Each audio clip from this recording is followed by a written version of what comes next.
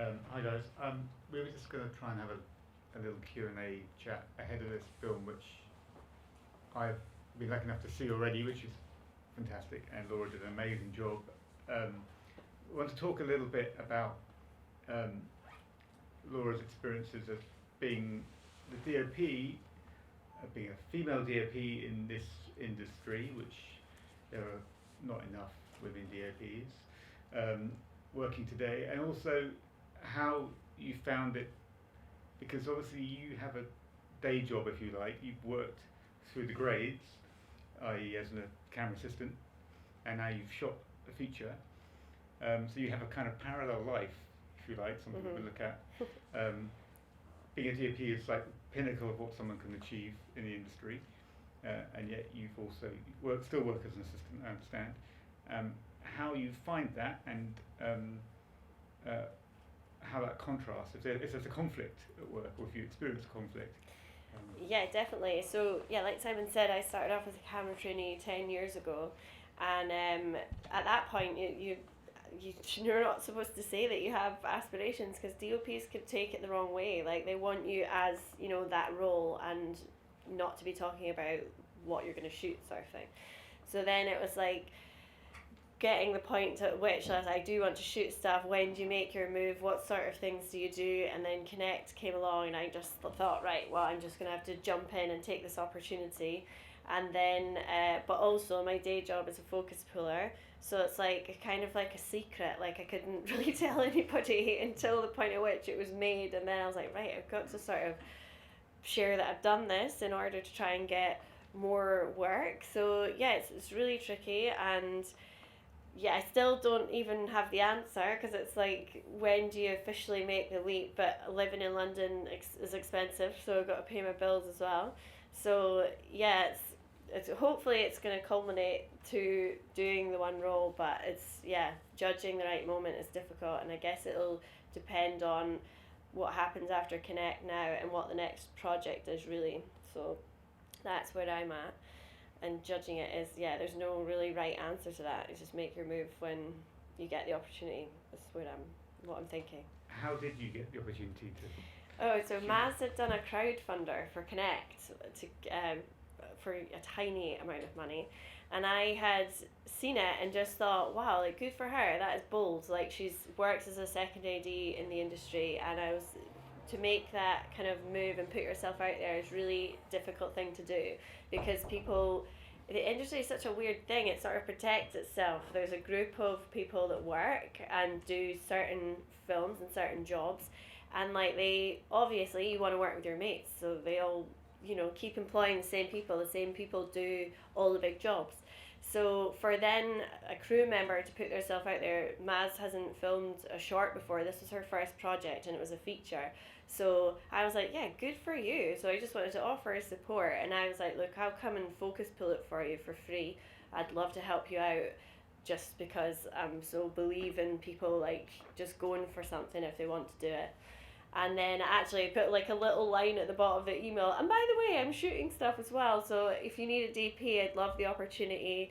I've got so many great mentors from spending 10 years working in the industry that I can like tap into, and I've got good connections with rental houses, so I could probably get the kit for free.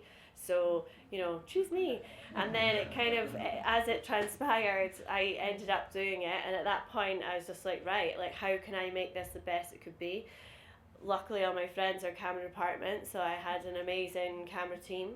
I did get all the kit for free. I also know, like, another friend of mine is the drone guy from Train Spotting, so I was like, great, we'll have a drone day. Like, so it was just pulling in favours wherever I could, and thankfully everybody said yes to everything I asked for. So it just worked out well, really, in that respect. So that was that.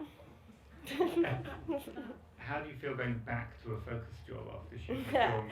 I don't know how to answer this, because I'm actually working for Simon next week as a focus puller. I didn't know this until she told me earlier on that she's booked a job. So yeah, I absolutely love it. I get loads from it. I know I I'm do. really nervous, by the way. Well, I do actually really enjoy it.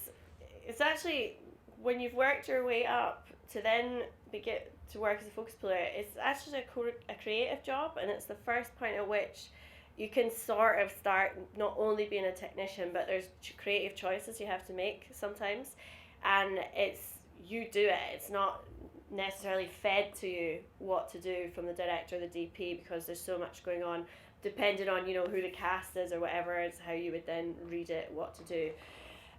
So yeah, I like that it's not just a technician role.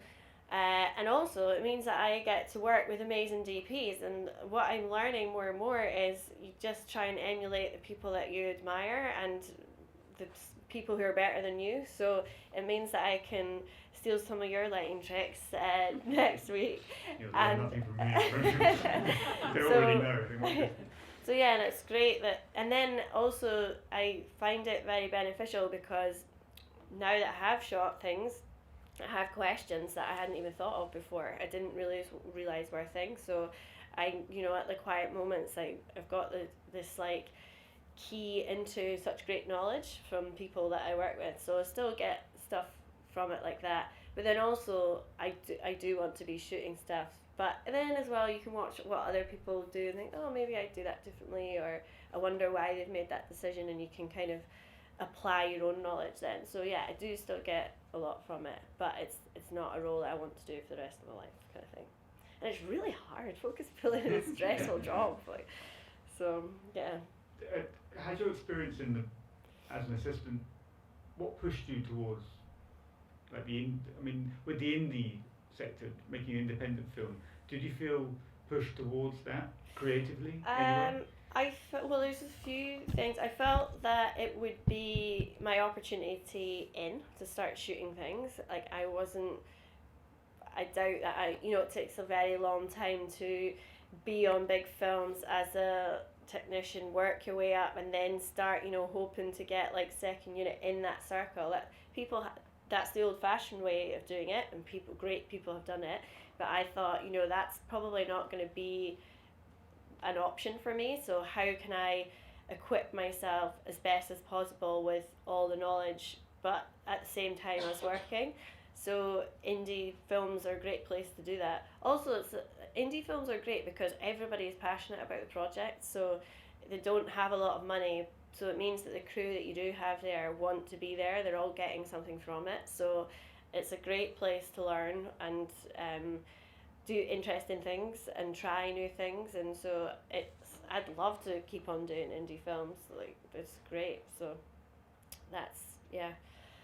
How would you define the difference in atmosphere between the two environments, like the indie environment and the regular set environment? Well, like completely different. Like the politics for a start are insane. Like one of my last second AC jobs was on Paddington 2, so that had a budget of over I think it was way over 60 million. I think much higher than that. And then that in comparison to doing something like Connect, where I think at the day of shooting Maz had $8,000, so. And we just got everything for free, and it was like, how do we make this work for literally nothing? Because her costs were feeding the crew and housing us, kind of thing. So how do we make it look? How do we put money on screen where we don't have it?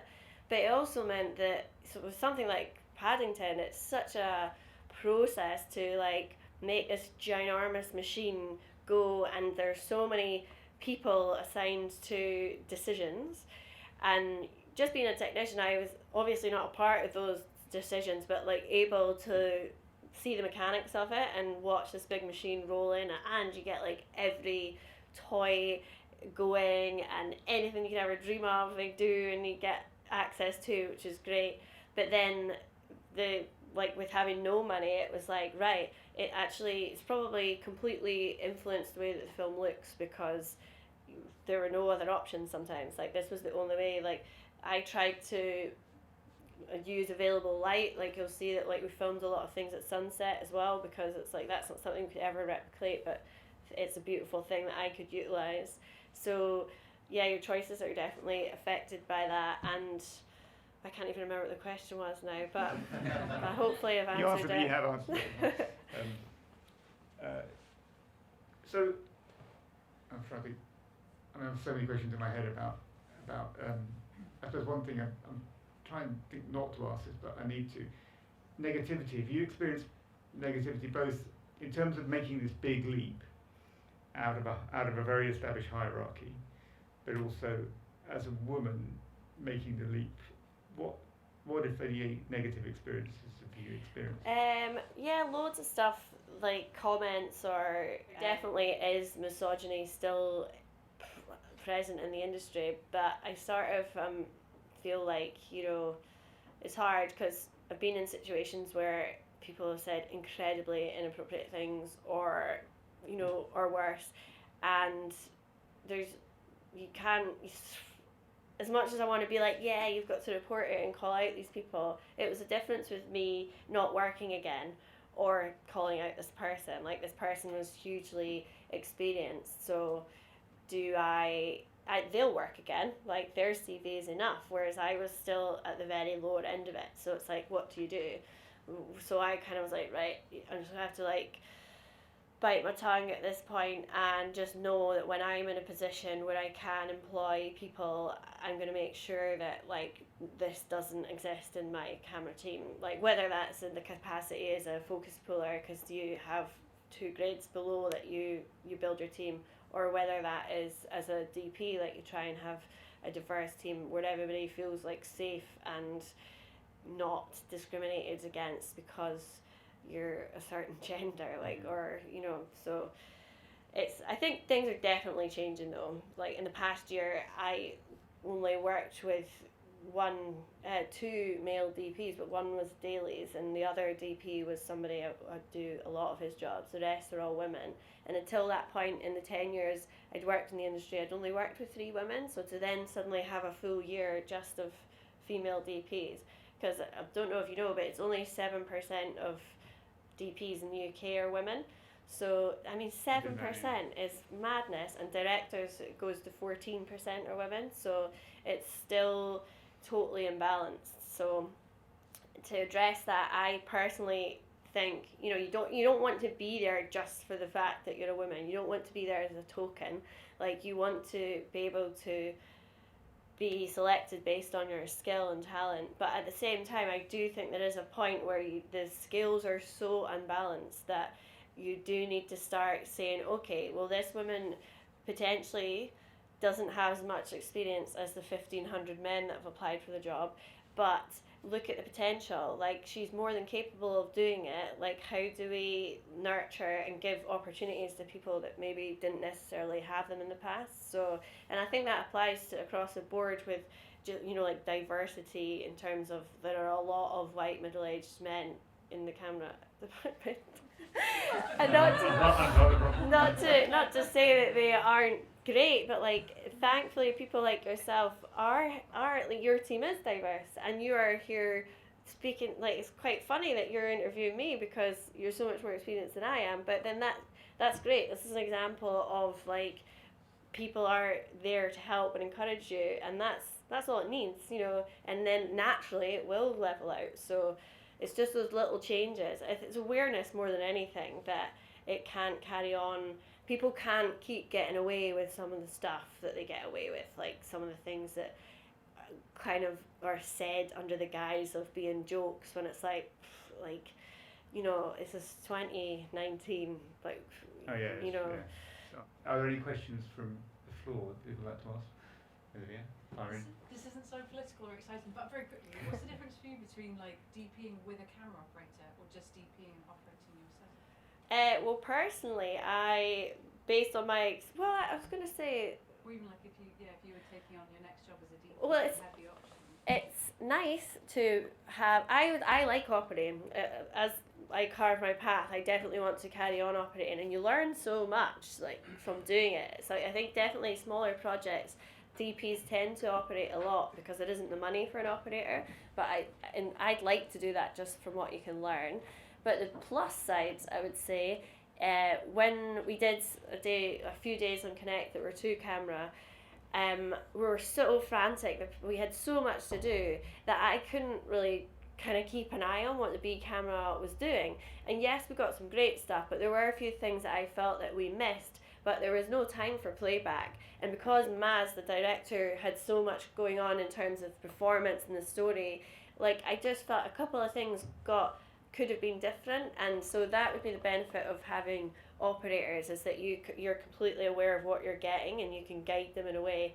Whereas if you're also operating, then you maybe miss the opportunity to do that. So yeah, definitely that. I think when I did all my work for years doing both lighting and operating, and it's quite a wrench when you first have an operator, and then you kind of grow into it, and it's great because operators will teach you a lot. Because you've got someone who just concentrates on the frame, they can give you so much more.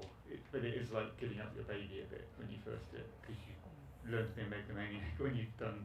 I learned to light through a camera because I started out shooting film. It was the best indicator of what things would look like because it was the best view. Now the monitor's a better view than the camera.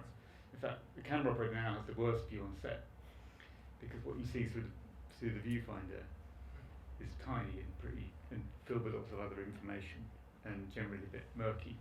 And the director's monitor is massive and much better, so they have the better view.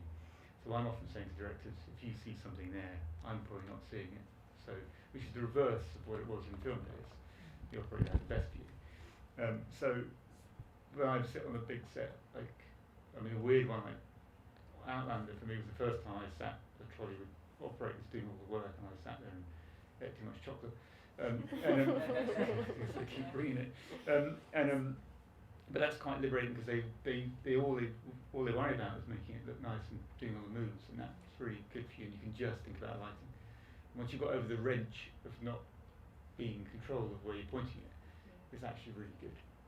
But it is a bit of a thing. Moving from one camera to two cameras sounds like. Mhm. But I always shoot television now, generally with a B camera operator doing another camera. The trick is it's hard on your lighting because you get forced by directors for time to throw a second camera and stuff, and you always want to put them down the same line, so you have to light one view because you can protect that view, and you want to have maybe a wide and then a tighter view, so you always get forced into cross shooting, which is killer for any DOP because lighting more than one direction at once is really, really hard because you end up with a compromised image. You're doing one and you're thinking, what's the B camera doing? Because they're going to make something that I haven't prepared for. You end up with one beautiful shot and one not so beautiful shot. It's all about control. You want to keep control of everything. And for one more question. Question? John? What getting that opportunity to step up in DP, was there like a single moment where you just felt like it was like this was it, this was the when you shoot, or the moment where it was just like it's working? Because that first few days it's like so hectic, the adrenaline's rushing. Is there anything that was like, no, that was it? Well, the first thing I shot, 3 periods, I actually was standing in the first rehearsal thinking, I actually couldn't even watch the rehearsal because I was like, everybody's going to expect me to say something in a minute, and I was like, oh god, like that everybody's going to look at me in a minute and expect me to have a plan. So that was kind of funny. And then once you just get going, then that was when I was like, oh, people are listening, this does look good, so yeah, I must be doing something right. And then, but in Connect, that was a total whirlwind as well because we had so much to do. But Kevin, the lead, who's in Fantastic Beasts, just immediately, like, we got on well, and he was really happy and took me seriously, and I don't know why I didn't expect him not to, but that was a good moment where I was like, right, okay, this does look good, like, just, yeah, be confident, it's working, and yeah, and just carry on that way. So that was 2 moments where I kind of felt like that. Thank you. The end.